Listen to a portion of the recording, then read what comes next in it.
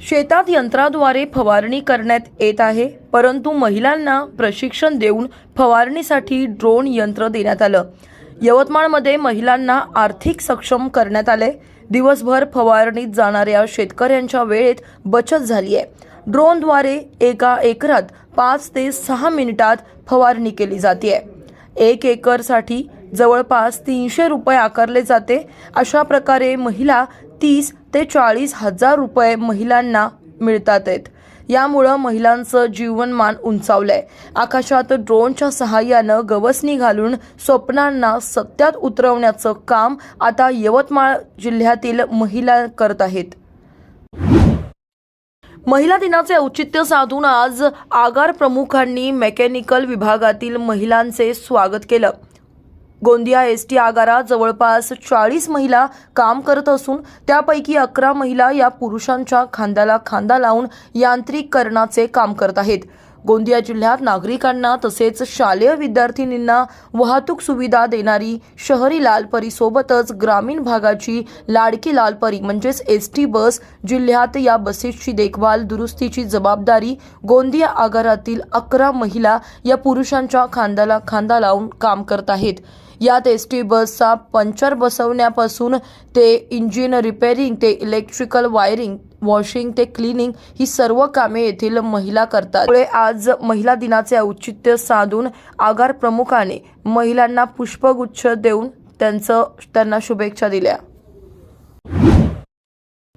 केंद्रीय राज्यमंत्री प्रतापराव जाधव यांच्या उपस्थितीत अनेकांनी शिवसेनेमध्ये पक्षप्रवेश केलाय। बुलढाणा जिल्ह्यातील मासरूळ येथे शिवसेना पक्षप्रवेश सोहळ्याचं आयोजन करण्यात आलं होतं।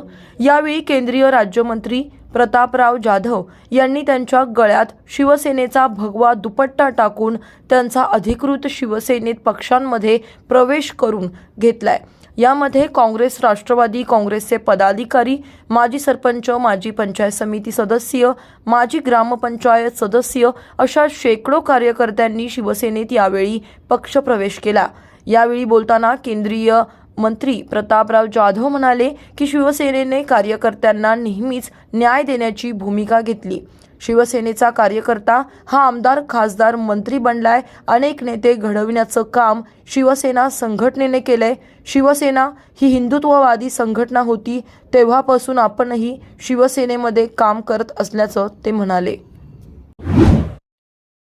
गुजराती मारवाडी यांना ध्रुवीकरण करायचंय। महानगरपालिका निवडणुकीसाठी हा डाव असल्याची प्रतिक्रिया खासदार अनिल देसाई यांनी दिली आहे। मराठी विभागातून जाईल अशी खेळी करायची तर गुजराती यांना असं समज द्यायचा की त्यांच्या विरोधात शिवसेना ठाकरे गट आहे। आम्ही सरस्वती पुत्र आहोत, तुम्ही लक्ष्मी पुत्र आहात असं बाळासाहेब ठाकरे म्हणायचे। गुण्या गोविंदानं राहणारे सर्व मतदार निवडणूक जिंकण्यासाठी कुठले डाव त्यांचे सुरू आहेत हे दिसून येत असल्याची टीका यावेळी खासदार अनिल देसाई यांनी केली आहे। नाशिक जिल्ह्यातील कळवणच्या भादवण गावात नावाचे रहिवाशी नसणाऱ्या 181 बोगस मुस्लिम कुटुंबियांना प्रधानमंत्री किसान सन्मान निधी योजनेचा लाभ दिल्याप्रकरणी माजी खासदार व भाजप नेते किरीट सोमय्या यांनी कृषी अधिकारी कार्यालय व पोलीस ठाण्यात भेट घेतली। सदर लाभार्थी बांगलादेशी असल्याचा संशय व्यक्त त्यांनी केलाय।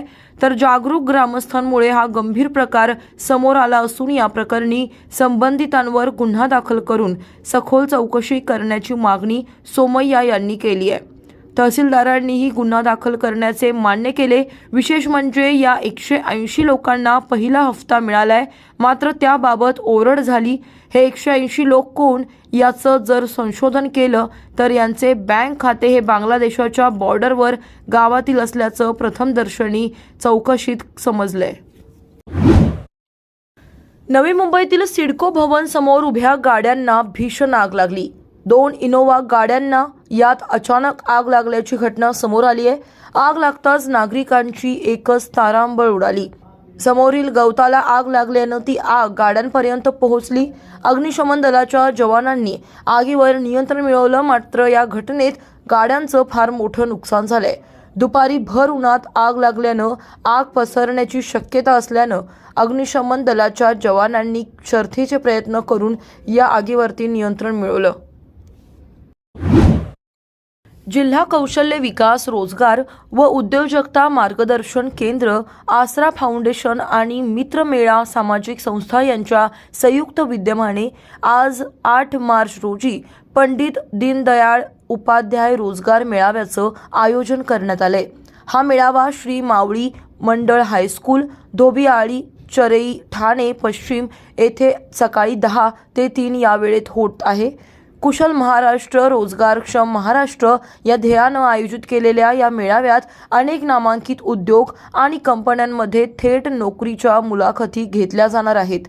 याशिवाय कौशल्य विभागाच्या माध्यमातून प्रशिक्षण, स्टार्टअप आणि उद्योजकतेसाठी मार्गदर्शन, अप्रेंटिसशिपसाठी नोंदणी, बायोडेटा कसा लिहावा आणि मुलाखत कशी द्यावी याचं प्रशिक्षण देखील या मेळाव्यात दिलं जाणार आहे।